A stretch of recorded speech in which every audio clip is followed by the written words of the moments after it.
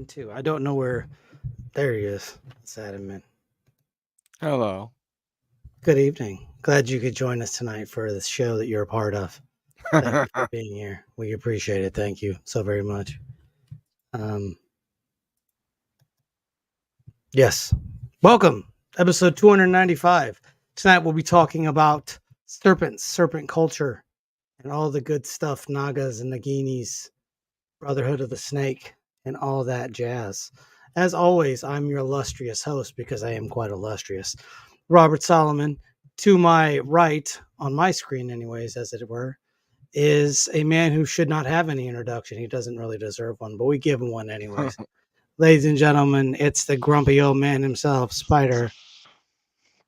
I And don't know. beneath us, I was below pretty us, patriotic. yeah, we heard. I heard it. Beneath us, though, is the one, the only, the intern himself, Steven. Steven, what's going on? How was your last oddities with the intern? I think it went pretty well. James was there, and James actually helped me come up with my next topic. What is your next topic, good sir? Leprechauns. Ooh, that's Saturday, a good we're one. going to talk about leprechauns. And probably where their pot of gold comes in. I think we could fit that into one topic. I think so, too. Spider, what do you got going on? I honestly don't have a lot happening right now. He doesn't. It's been Hey, a light week. don't he be didn't so get to meet modest. Hulk Hogan. Well, yeah, I did not go meet Hulk Hogan. I tried to, but I couldn't because We apparently were hoping you were going to. I was trying to live vicariously through you. My son had his first day of school, so I wasn't able to go meet said Hogan of Hulk. If anybody wants to hear about that adventure in detail, head on over to my channel at Spider Does Things. After this, you can't watch it now. You're And watching this now, so sit your butt down. don't forget about Skyrim. Right here. And you got to go there and look for my review of Real American Lager, and you'll see how my adventure to meet Hulk Hogan failed.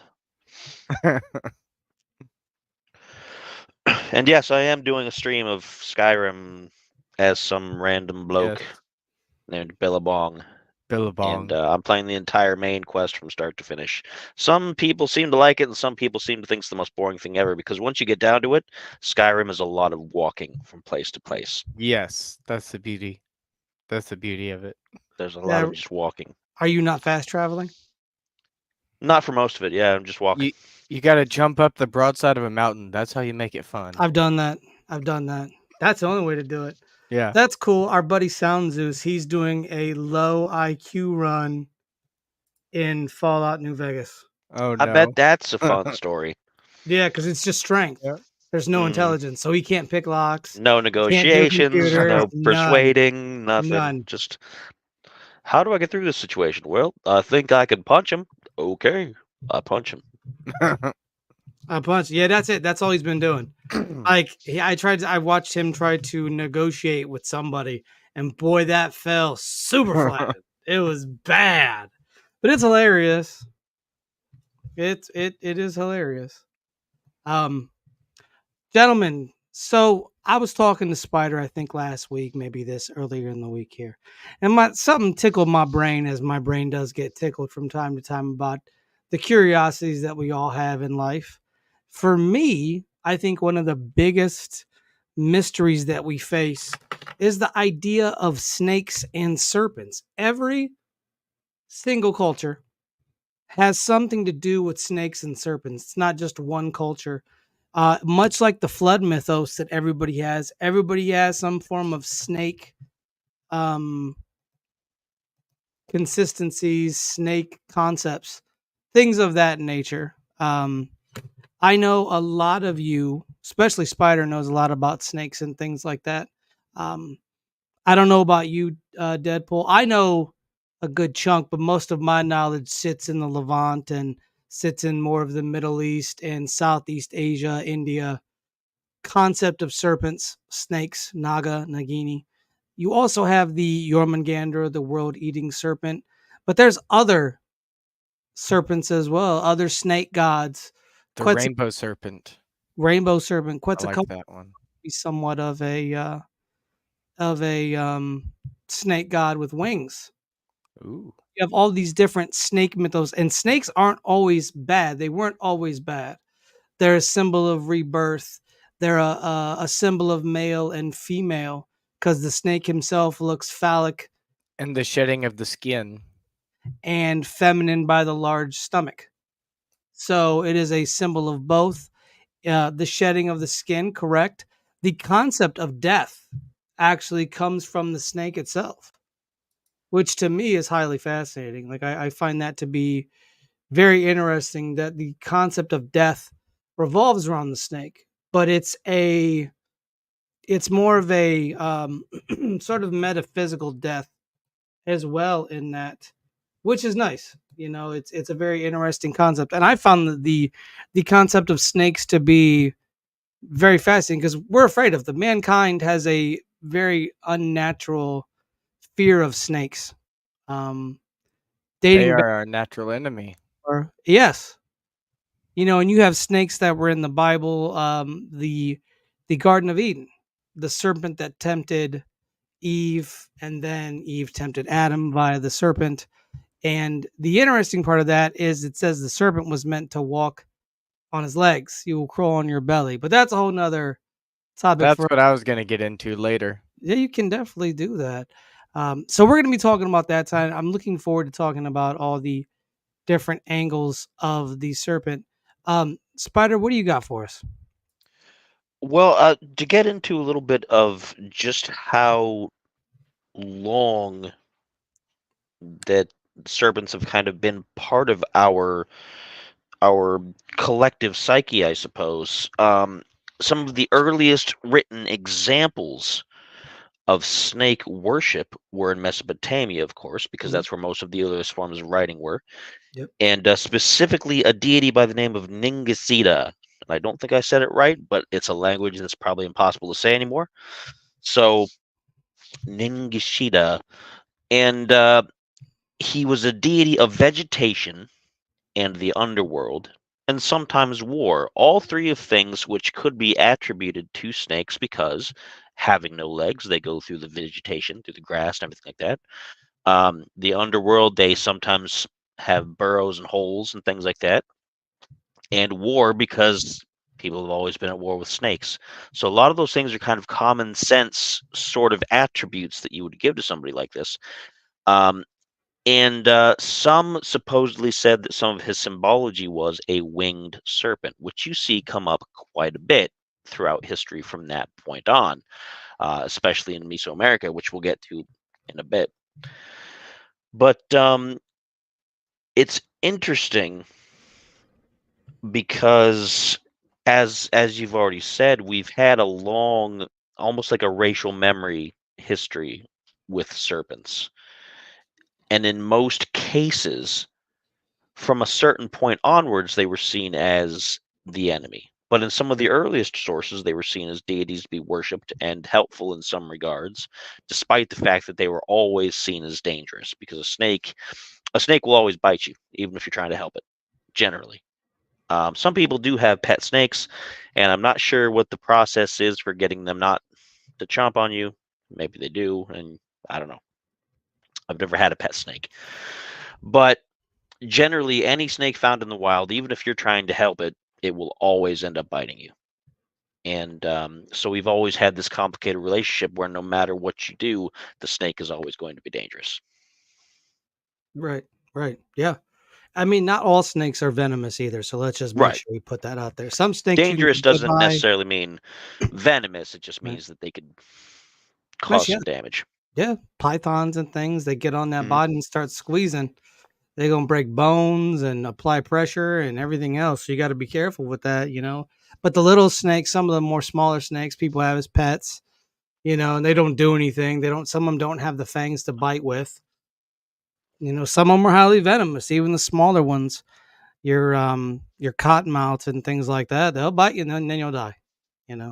The cobra, one of the most venomous snakes in the world, he bites you, it's over. And a lot of it is necrotic. A lot of it is the water moccasin. Yeah. All of those. You get bit by a rattlesnake, stuff like that. But you'll hear a rattlesnake, obviously, before. But usually, if you hear it, it's too late. So you got to just be real careful out there. But that's not the point. We're not here to talk about snakes in terms of from a zoological standpoint. We're here to talk about snakes from a historical standpoint. Hey, Lighthouse, how's it going? Welcome, welcome. So what I want to get into is the Brotherhood of the Snake. The Brotherhood of the Snake is supposedly one of the oldest secret societies known to civilization, and it was founded by the Anunnaki. Now, for those of you who have been living in under a rock for the past 30, 40 years, it is theorized by folks like Eric von Daniken, of course, big-haired Giorgio Tsoukalos, that there was a race of aliens who came down, created human beings as labor to mine gold and natural resources and minerals and things like that, that were aimed to keep the Anunnaki alive because their planet was falling apart.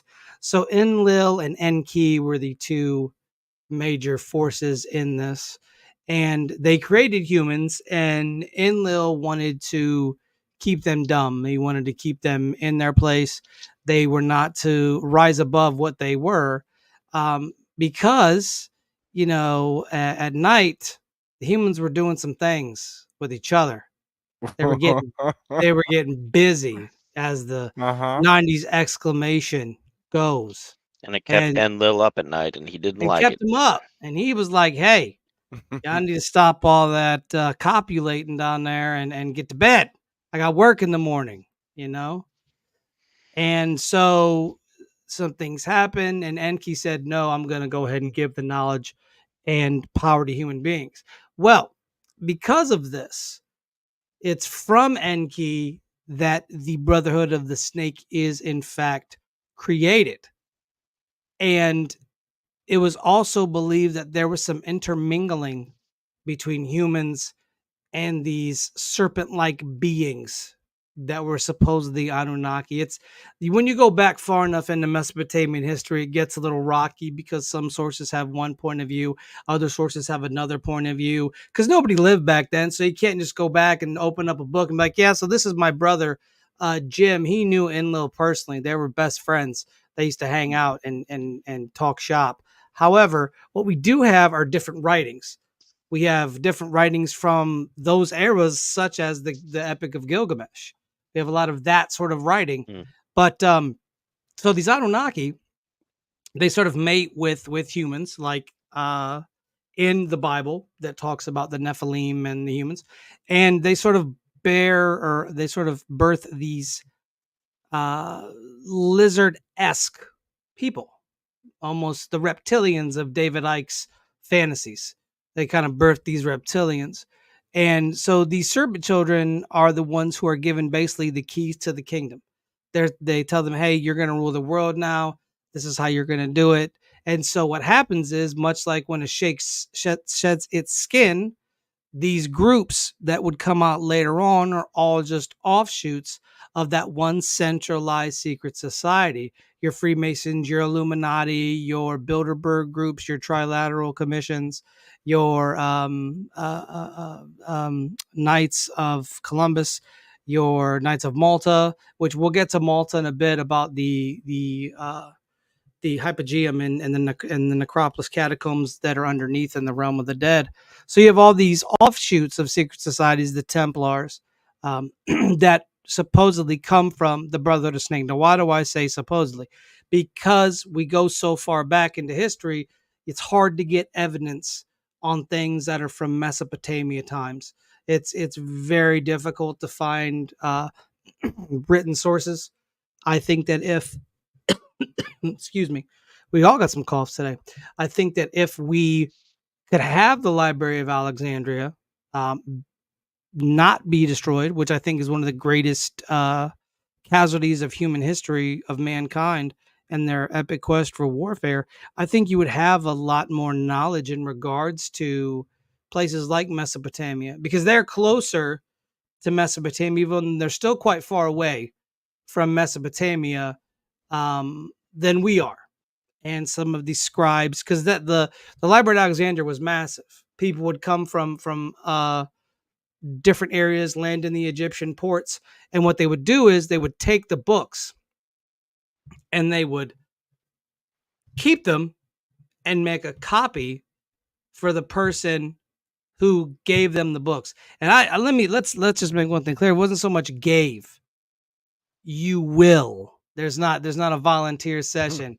You will give us the books, which is very sort of ironic because the Ministry of Antiquities is very much staunch in how they deal with their antiquities at present. You know, if you go to martial law, if you go to Egypt, no, it's not really so much martial law. And listen, to be honest, I don't think it's such a bad idea because these are books from civilizations that rose and fall. Maybe some that we will never know about because civilization have risen and fallen that we have no idea about. Check the deserts in the Middle East. I think a lot of those were vegetation.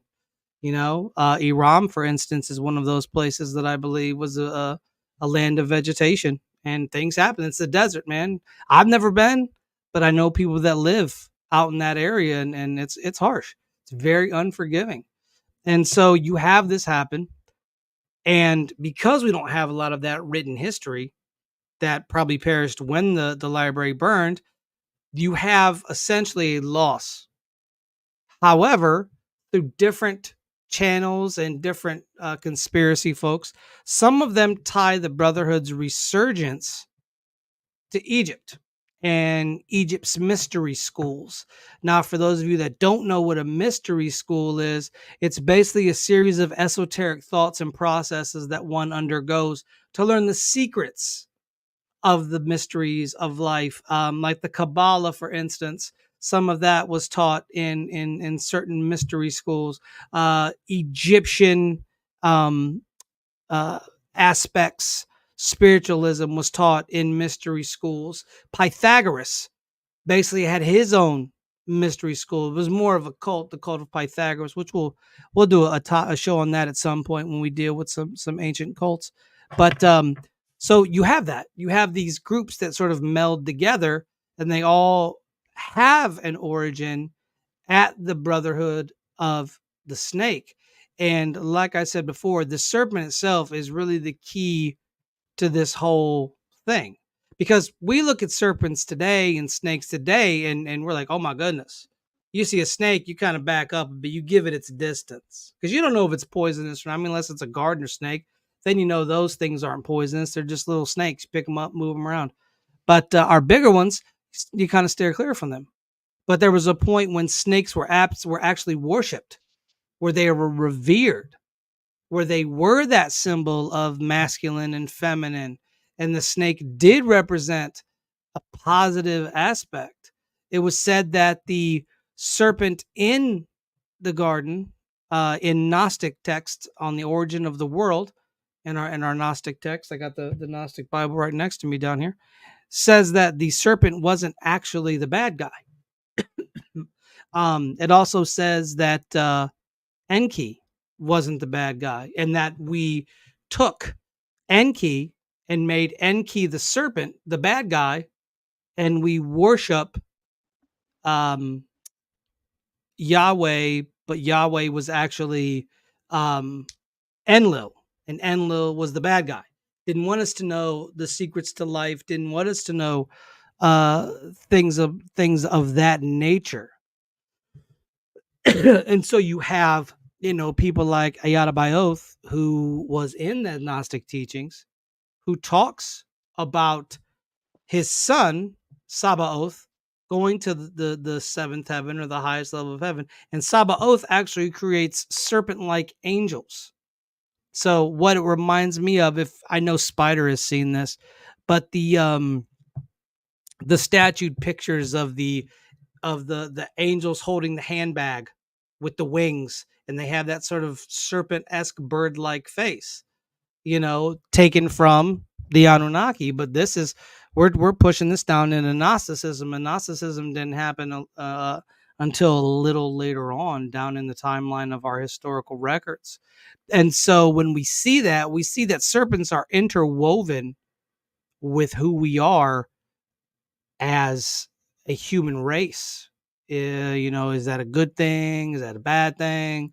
We've demonized the serpent to a point now to where people are afraid of it and give it no reverence, as to where people will respect things like lions and tigers, bears, things like that. But snakes, people just kind of will kill them. You'll just take a shovel and chop its head off. So just something I think we need to really, as we're going through this, we need to understand that snakes were given the respect they would deserve in ancient times, but in modern times, they're looked at as just, that snakes, nothing more, nothing less.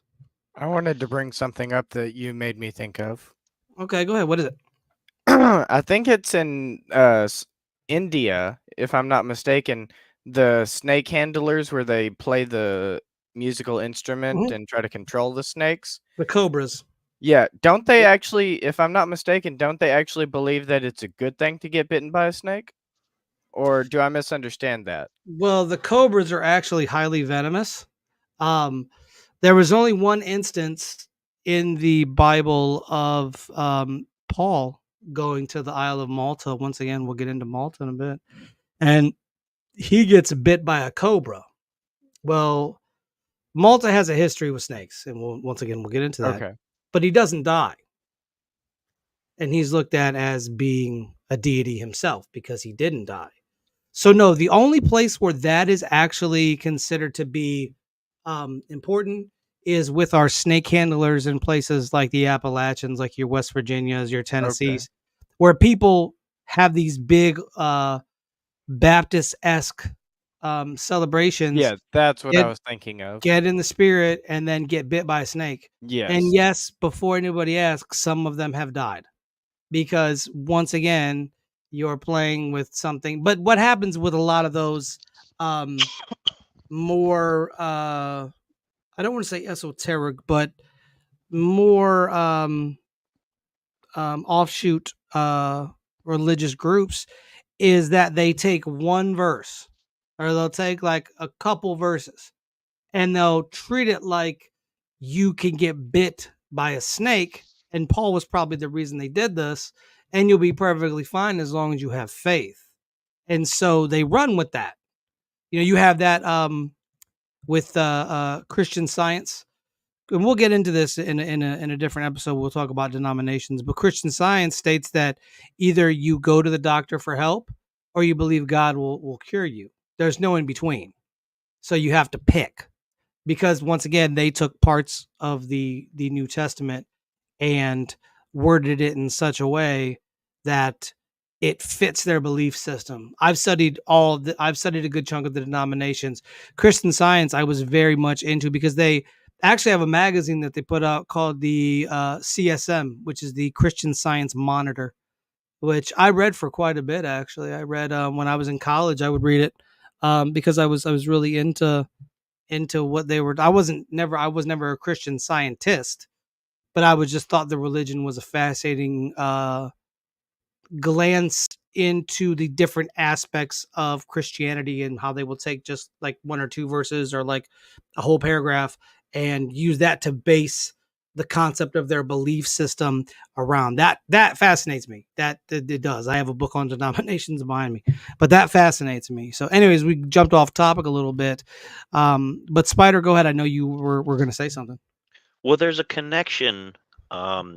We talked about this when we had our earlier discussion before we actually got to the show here. In that there's a distinct shift somewhere in history from seeing snakes and serpents being worshipped and seeing them become demonized and become like definitely like these are enemies. They're trying to hurt you all the time. And it's a very subtle kind of trip that you take. You've got Mesopotamia where you've got a serpent deity. You've got the serpents identified with Enki passing on the knowledge. At the time, he passed on the knowledge that, hey, there's going to be a global catastrophe. Yep. I want you guys to be prepared for it because we made you and we're not looking to lose all you guys. We're responsible for you. And that continued on through Babylonian times with the god Marduk, who was supposed to be the son of Enki based on earlier Mesopotamian writings. But he then became, through various stories, which was basically Babylon's attempt to make one supreme being over all of the rest so that they could take that to other cultures and be like, no, ours is supreme. He beat yours. He beat yours. He beat yours. We have a story about it. So, and one of the things that happened then is they gave him a symbol of basically he had the symbol of the bull, which is interesting because then you have associations with golden calf and things of that nature. And the bull in a lot of ancient stories say, oh yeah, if a bull sees a snake, it stomps on it. It's a defeater of the snake. It's a subtle little hint of where things are going. Up through there, you get into Judaism, which still kind of went a little backwards towards the fact that they didn't see the serpents as necessarily evil. They just saw them as, hey, it's another creature that did this thing, right? But once you get up into Christianity, it becomes the serpent is an aspect of the accuser. The serpent is the enemy. It gave knowledge that we weren't supposed to have. It went against the teachings of God. And from that point on, you don't see any more of the serpent being helpful, despite the fact that even in that story, it provided knowledge. The difference was it was knowledge that we were not supposed to have. Before that, perhaps that was still the case. Perhaps people felt that whatever secrets you were getting from these serpent cultists and their various worships, it was information we weren't supposed to have for whatever reason. And slowly over time, you've seen the subtle shift in something that was dangerous yet important. So dangerous knowledge, forbidden knowledge, and then it became hands off. You don't deal with that anymore. Snakes are bad, they're dangerous, you leave them alone. And all of our iconography, it strays in that direction. When you see people use snakes for things, like you see snakes in metal bands and you see them in movies and things, it's always usually negative. You never see the snake portrayed positive anymore, which is interesting because of how it used to be. And that's where the supposed cult of the serpent kind of, you have to wonder where it went, how it evolved. There are people who say it still exists. It's one of those things that's more story than anything else. Right. You can look back and you can find evidence of groups of people who say, yeah, we're part of this group where we deal with serpents and we deal with snakes. But then you have things like you just talked about, where you have some of the mountain people who believe, oh yeah, I'm going to dance with the snakes, and if they bite me, I'm protected. It doesn't matter. And then obviously it does matter because they're not around anymore. But you get different views of it now. And it's fascinating to have seen the shift, and it makes you wonder if some of those teachings and if some of those groups have continued up until now. What are they doing? Where are they at? I think too, if we look like the caduceus, the rod with the two snakes that go up, they use that in the medical field. It's knowledge. Because knowledge. Knowing the medicine, knowing the body, knowing how things work, that's the whole point of it. That's why they created it as a symbol, because it wasn't just that you have the tools, it's that you have the knowledge. And I think that might be one of the few instances where it's actually a good thing, where the idea of the serpent is a good thing. There's a couple other bas reliefs that have, there's one that has a patient in a, looks to be like an old-timey hospital, like an old hospital, like ancient days. And all right, I thank you, sir. I appreciate your raid. Thank you. And he's sitting there in bed while the doctor's doing whatever the doctor's doing in the relief. And there's a snake behind him kissing him, or sort of giving him life, as it were. So yeah, we've gone almost 180 degrees in the opposite direction. And snakes are actually very helpful. Snakes will get rid of rodents. So if you got rats and mice in your garages and things, snakes will eat those. That's food for snakes. Snakes will help an ecosystem. They are dangerous to some ecosystems. For instance, the pythons in the Everglades, they're very dangerous. That's a serious issue. But so they're trying to move them out as much as they do. Yeah, I knew that. I knew that, James. I watched a documentary. I want to say like 2 years ago, maybe even back, maybe during the pandemic, because I didn't have nothing else to do. About snake handlers. I knew about snake handlers though a long time ago. My family being from West Virginia, I heard stories about snake handlers, about how they would have that in some of the churches. That's wild to me. Like I think common sense should dictate that you don't handle things like that. Like, I get it, mind over matter. That's really And what they're it so is. It's fast mind too. over matter, and they let them get bit. It's not like they're Yeah. And they're not handling being it. careful either. Like they're No, they're just like, not. oh, whatever. Like me, I got bit by a little garden snake once. Just got bit, no big deal. Not But I was handling trying to that. be careful. I was just trying to rescue it from a cat in my backyard and be like, hey, let Yeah, me help you get away from the cat. And I got bit, but yeah. I was being careful. If you just go Were into you that, helping the snake or the they cat? just well, probably a little Both. bit of both. But I was, they go out and they just like hold him and wave him around, and they're like, "Oh yeah, you're not gonna do nothing. Oh, you are, but you're not gonna hurt me. Oh, I'm dead." Yeah, So, yeah. That's the thing. Because these are like rattlesnakes. You know, um, these are serpent-esque things. They bite. They drink strychnine too. Yeah, I've heard that from somebody else, and I was like, "What?" But yeah, it's all a test to see, that if I have enough faith, that God will protect me, which is mhm. a never ending story throughout time. It's not just in Christianity. It's That's where the joke every about the flood and the helicopter comes in. yeah, yeah. It's you see it all throughout Greek mythology. Them calling on Hera and Zeus, and the gods coming down at the last minute and saving them or not saving them at all, like Poseidon. Poseidon just leaving whole boats crashing into stuff and dying. So the concept of faith based systems is rooted deep in humans' history. Now, I want to step into the island of Malta. Now, Malta is an island country near Tunisia and Italy. So at the bottom of Italy is Sicily and Syracuse. So I think Sicily is its own independent nation. I'm not. I'd have to like look that up. But They've got a lot anyways, of independence. I'm not sure what the exact relationship is yeah, I either, don't. but I I'm think not sure you're either. on the right track with that. It's not quite like Vatican level, Right, but right, it's right. it's yeah. It might be like Puerto Rico in the United States type thing. That's my educated guess. I'm sure somebody in the comments would know. But yeah, so you have the idea and the concept here in Malta of snake priests. Now Malta is, like I said, right there. So if you know where Tunisia is, right there at the northeastern, or I'm sorry, at the top of Africa. Sorry, northeastern would be Egypt.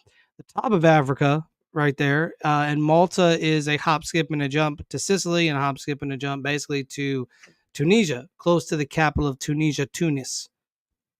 And in 1940, the National Geographic reports on a class of 30 school children, school children disappearing along with their teacher. Now, let me make sure I get this right. The Halocephalini hypogeum is a necropolis. Now it's a necropolis is where they bury the dead. Sicily is part of Italy. Thank you, Lighthouse. I wasn't sure about that. I didn't know if they were 100% Italy or if they were their own sort You of need to go back and play Assassin's Creed 2 again. independent city or independent state with like, like I said, almost like Puerto Rico in the United States. Anyways, the Hypogeum, which is a necropolis where they bury the dead, uh, is a vast underground network of tunnels that goes all through the island of Malta and actually connects to the realms of the dead, which is another catacomb-like area in Malta.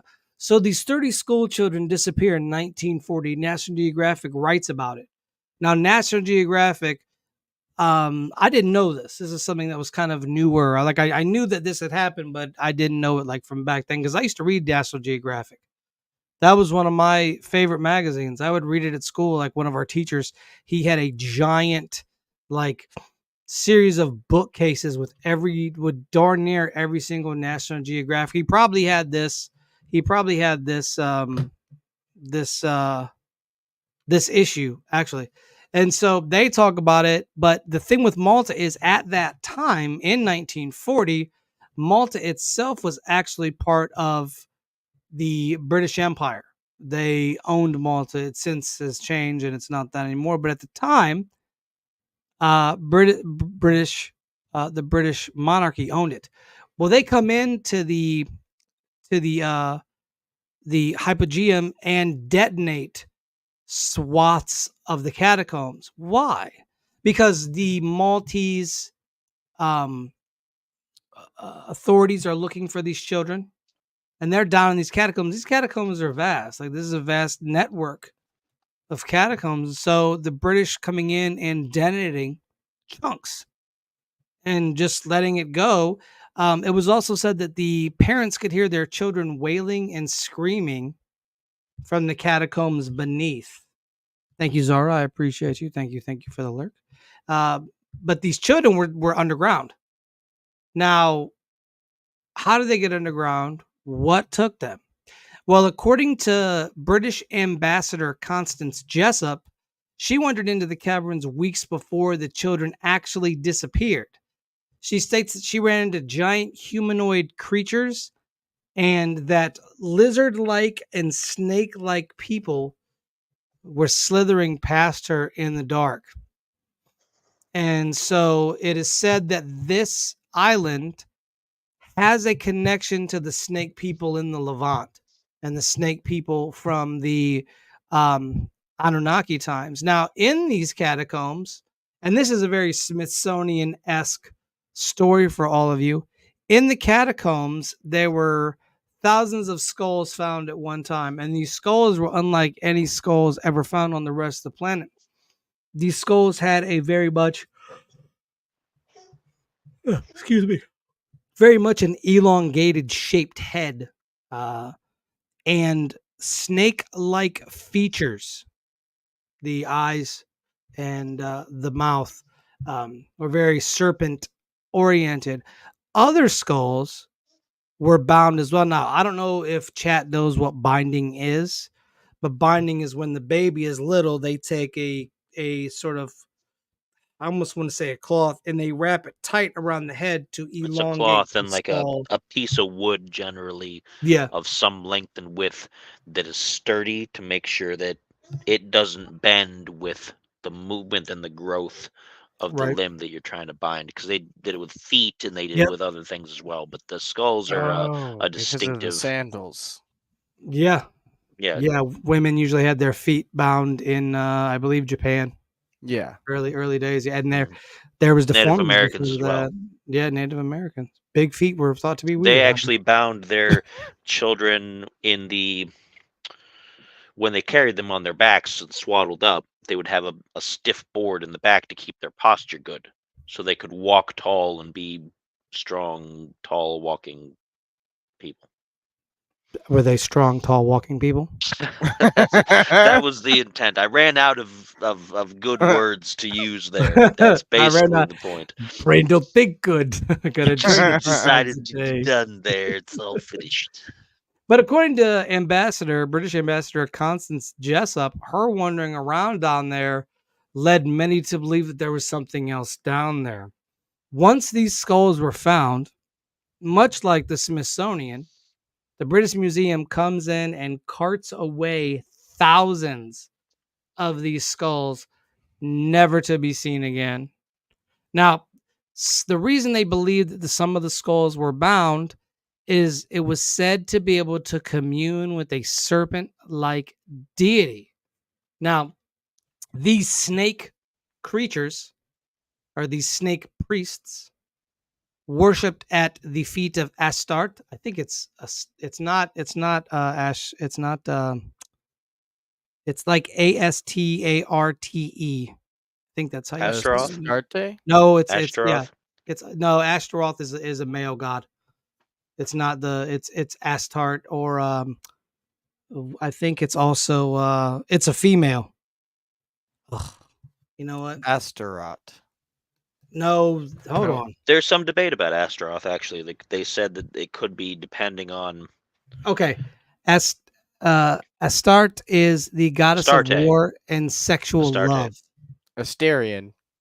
Astarte. Astarte?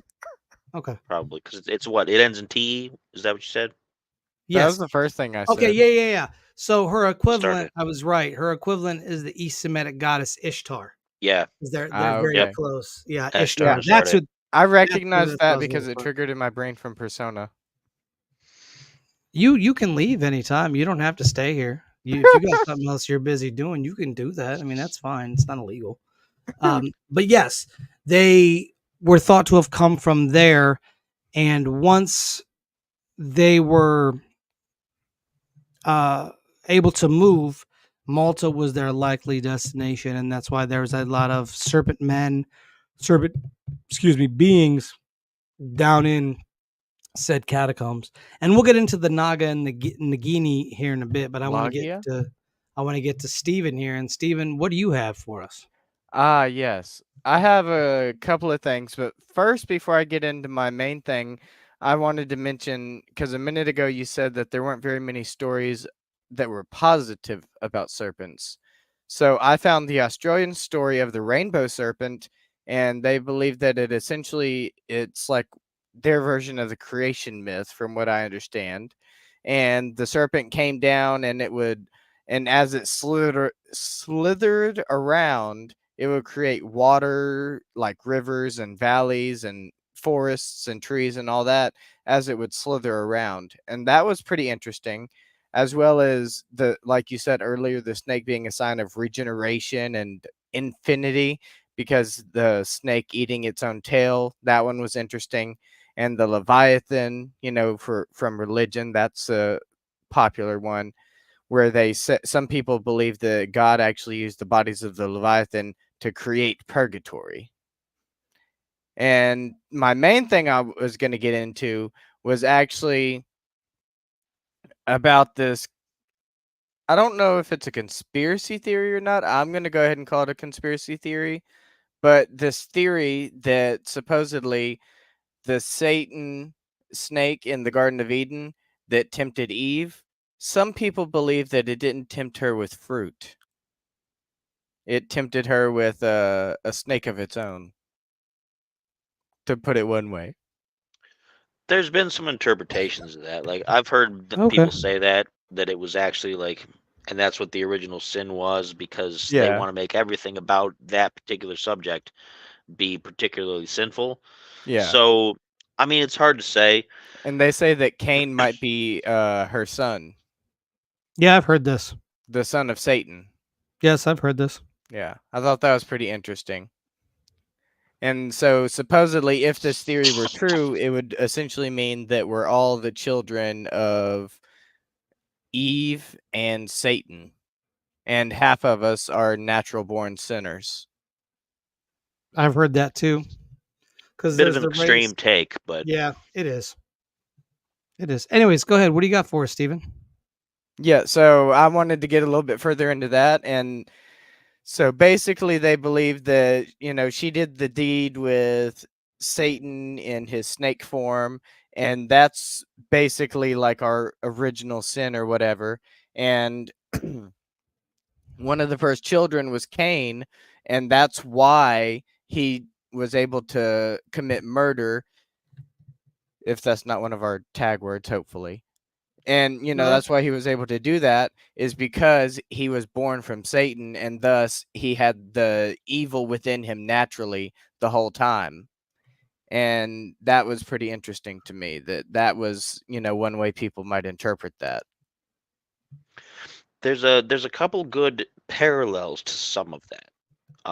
One is that, as far as using Leviathan to create purgatory, that's a more kind of literary take on a story that came before about Marduk, who supposedly slew the dragon Tiamat and then used her body to create planet Earth. I think I've heard that. And her consort Kingu, they used his blood to create the oceans, And what's left of his body is supposed to be the moon because it's dry and there's no water there anymore because the blood was all taken out to make the oceans on the earth. So that's an interesting parallel. And it just shows how some of these stories have kind of evolved and changed over time while still staying kind of the same depending on how you look. Like everything has an earlier point if you're able to get deeper into it, if the knowledge hasn't been lost or destroyed. That's part of the problem with a lot of the Mesopotamian sources, because Sumerian is a dead language. Akkadian is mostly a dead language, but we have a lot of their symbols still left because the Babylonians preserved a lot of that. But from there on, we have a lot more preservation in written language. And so there's so many things that we just don't know because we can't translate it, because we have symbols and things that we don't understand because they don't come up in any other translations. We've had to use, in order to do Sumerian, and this is a big sidestep, and I don't want to take too much time on it, but in order to translate Sumerian, you have to have different translations, like the Rosetta Stone, that dealt with other places, and the Sumerians would send letters to other nations translated into their language that they knew at the time, and you'd have both sides. But we have such a limited amount of those that you just don't know. So a lot of these stories, while really interesting and kind of being the connective tissue in the whole thing, you just can't go any farther back and find the root of it all. But it is very interesting, and I don't mean to sidetrack the whole show with that. No, you're but fine. it's a good point to bring up as how these things evolve into what we know of them today. And actually, as to what he said about, it being related to older stories and only being able to go back a certain amount, I also wanted to mention the old story of Medusa, the snake-haired lady, and how, she could turn people to stone and how that actually happened. We don't know how that actually happened, but I would like for Spider to tell us his theory about the technology, if you don't mind. Real quick, yeah, because I don't want to take up. We've talked about it on the show, and I don't want to get too far afield from the main subject. But the idea is that potentially some of these things, some of the old stories, are actually based off of technological things that were seen in the past, and then basically game of telephone throughout the decades and centuries and millennia changed into allegory and stories. Device. It was a device that could potentially, that looked like a head with snakes coming out, when maybe it was wires or tubes or something, and it actually petrified minerals that could be used for transportation, because we have a similar technology today. We have a way of petrifying certain gases and certain things for transport, and then they can be undone and used for other things. And that's the theory. But that's as much as I'm going to say about it now, because like I said, now we're getting kind of off into the weeds here a little bit. But we still have to get to the East Asian and the Asian views of the serpent, which are more you guys' area, because I'm not as familiar with that culture as you two are. Okay. Well, that's me passing it over to you in case you didn't notice that segue there. I was riding the segue, and I was into the segue. I saw you riding the segue into the segue while you segued in your segue. Very well. I heard you like segue, so I segued. Let's get into. Yeah, I heard you like segue, so I segued into your segue while riding a segueception. So let's talk about the Naga and the Nagini. The Naga in Hinduism, Buddhism, and Jainism are a member of a class of semi-divine beings that are half human and half cobra. Now, these beings can change from fully human to fully cobra and in between. It's more so India than really anywhere else. India is like the big purveyor of Naga and Nagini. But Nagas are beautiful people. The men and the women, they're very beautiful. They are known to be sort of mystical type of beings. But the myth states behind them that the creator deity Brahma placed the Nagas underground because they became too populous on Earth. They were too gigantic. Yes, they are the ones with the serpent tails.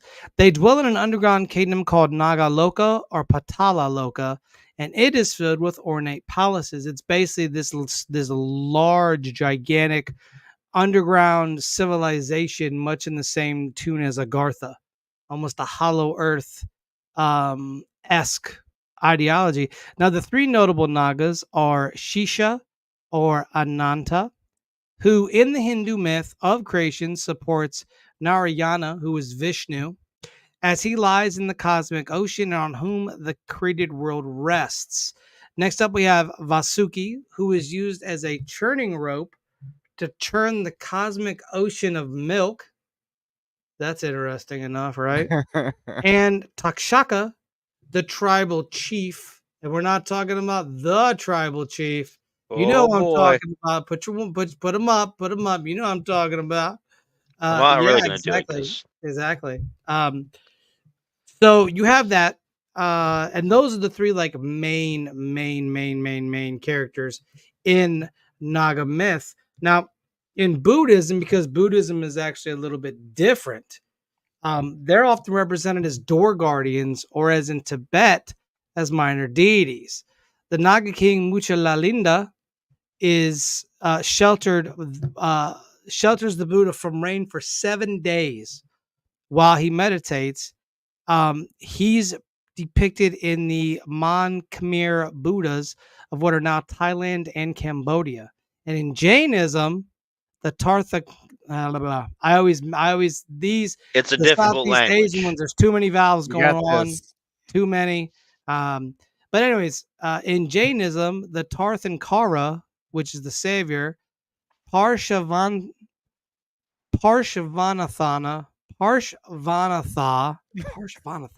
it's tough.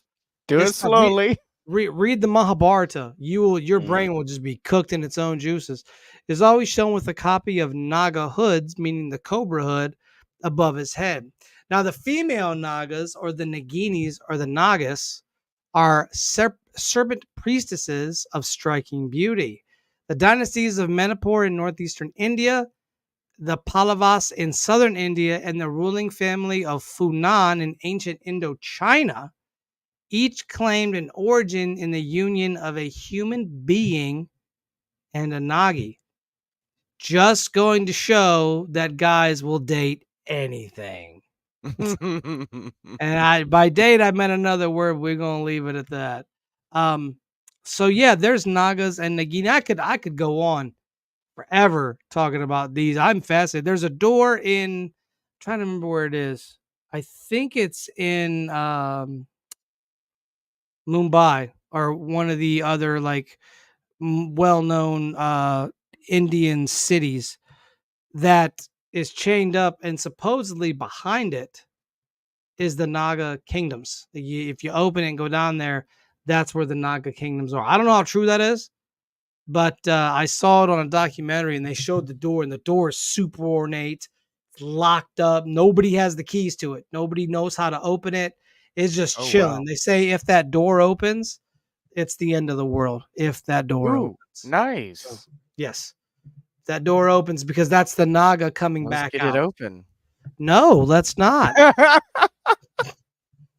I think he would drink the sarcophagus water. He would want, and the cheese. He would drink the sarcophagus water and eat the cheese. No, I wouldn't even drink regular water. What are you talking about? You're drinking the sarcophagus water.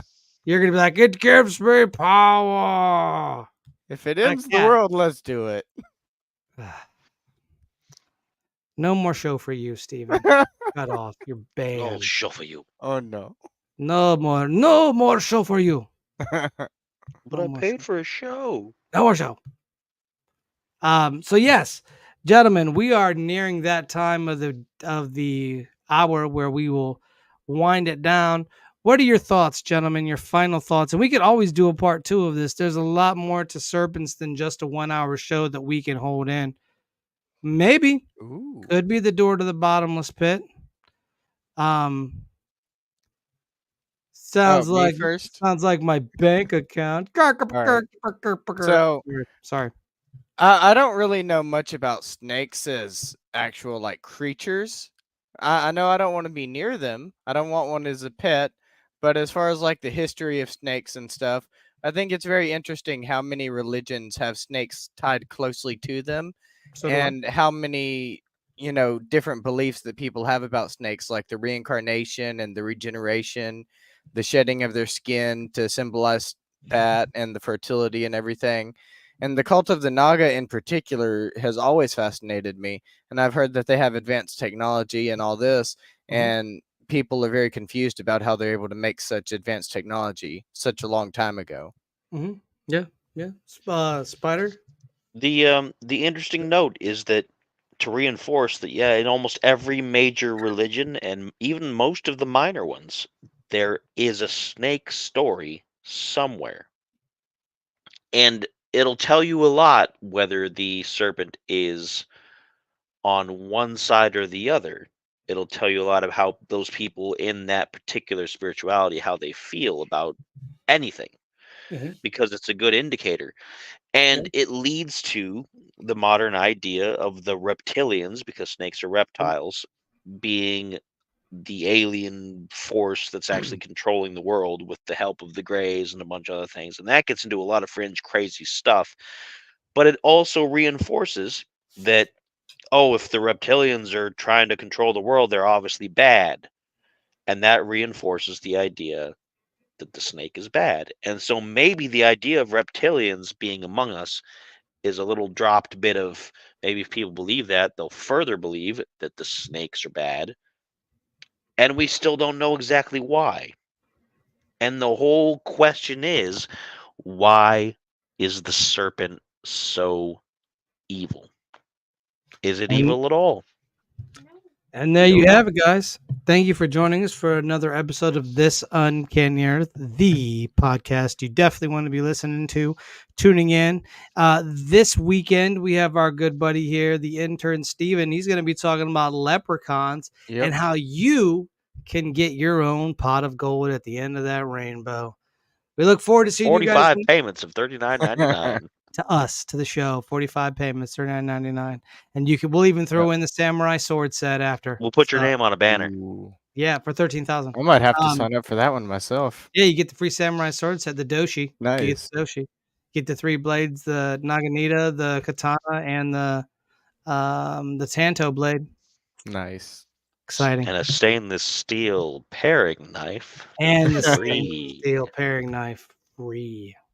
All right, guys. I hope you all have a wonderful weekend. Make sure you're doing awesome things. If you do anything uncanny, make sure you name it about it. Name it about it. If you're doing anything uncanny, make sure you name it after us. As always, I'm your host, Robert Solomon, and I was with Spider and the intern. Ladies and gentlemen, we will see you next week for another episode of This Uncanny Earth. If you have any cool things to send us, send it please over to thisUncannyEarth@gmail.com and let us know if you've got Nagas living in your neighborhood. Anyways, guys, that's it for us. You have a good night. As always, why be boring when you can be uncanny? We will see you folks next time. Peace.